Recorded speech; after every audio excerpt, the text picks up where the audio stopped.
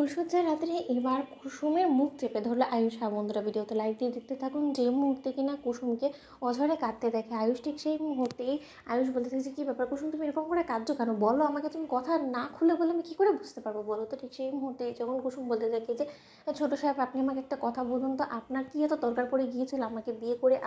আপনি কী পেলেন বলুন তো? আমাকে বিয়ে করতে রীতিমতো আপনার জীবনটা একদম উচ্ছন্নে চলে গেলো, সেটা তো আপনিও নিশ্চয়ই খুব ভালো করে বুঝতে পারছেন। আজকে প্রেসের লোকেরা যে সকল কথাগুলো আপনার দিকে ছড়িয়ে দিয়েছে, সেটা তো আপনি না বললেও আমি বুঝতে পারছি যে সেটা অক্ষরে অক্ষরে সত্য। কারণ সেই সত্যটা তো কেউ বদলাতে পারবে না যে আমার মধ্যে শিক্ষা দীক্ষা থেকে শুরু করে কোনো যোগ্যতাই নেই এবারই বউ হওয়ার।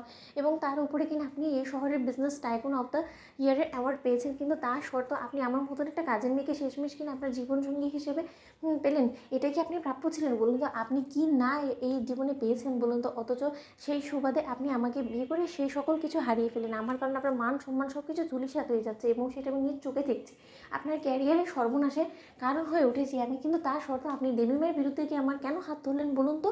অন্যদিকে যখন আয়ুষ কুসুমের মুখ চেপে ধরে এবং বলতে থাকছে, খবরদার কুসুম, আর একটা বাজে কথা বলবে না তুমি। তোমার এত বড় দুঃসাহস হয় কী করে যে তুমি আমাকে সকল কথা বলছো বলো তো? তুমি কি মনে করছো যে তুমি আমার দয়ায় তুমি আমার স্ত্রী হয়েছো? আমি তোমার উপরে দয়া করেছি? শোনো, তুমি লগ্নভ্রষ্টা হয়েছে বিধায় আমি তোমাকে বিয়ে করে উদ্ধার করেছি, এরকম মেন্টালিটি তুমি যদি তোমার ভেতরে পোষণ করে থাকো, তাহলে আমি বলবো সেটা নিতান্তই তোমার ভুল ধারণা। এবং তোমার ভুল ধারণা তাড়ানোর জন্য আমি কী করতে পারি তুমি শুধু আমাকে সেটা বলে দাও। শোনো, আমি তোমাকে কোনো রকম কোনো দয়া দেখাইনি কুসুম। আমার মনে হয়েছে যে না, তোমার হাত ধরাটা আমার দায়িত্ব এবং কর্তব্যের মধ্যে পড়ে। অন্যদিকে যখন কুসুম বলতে থাকে, আচ্ছা আয়ুষ বাবু, আপনি আমার প্রশ্নের একটা উত্তর দিন তো। আপনাকে আদৌ মনে হয় আমাদের মধ্যে ভালোবাসা ছাড়া আমরা কী করে এই সংসারটা টিকিয়ে রাখবো বলুন তো? যেখানে কিনা আপনি তো এই জিনিসটা খুব ভালোভাবে মানবেন যে আপনি আমাকে ভালোবাসেন না, এবং আমি আপনাকে নিয়ে কিছুই ফিল করি না, কিন্তু তার সত্ত্বেও এরকম একটা সম্পর্ককে টিকিয়ে রাখার কি মানে আছে বলুন তো? দিনের পর দিন আপনিও এই সম্পর্কের মধ্যে গুমড়ে গুমড়ে শেষ হবেন, এবং তার পাশাপাশি আমিও শেষ হয়ে যাব। এবং তার থেকেও বড় কথা, দেবী মা আপনার উপরে কতটা ক্ষুব্ধ হয়ে রয়েছে সেটা আপনি দেখেছেন। ঠিক সেই মুহূর্তে যখন আয়ুষ বলতে থাকে যে মা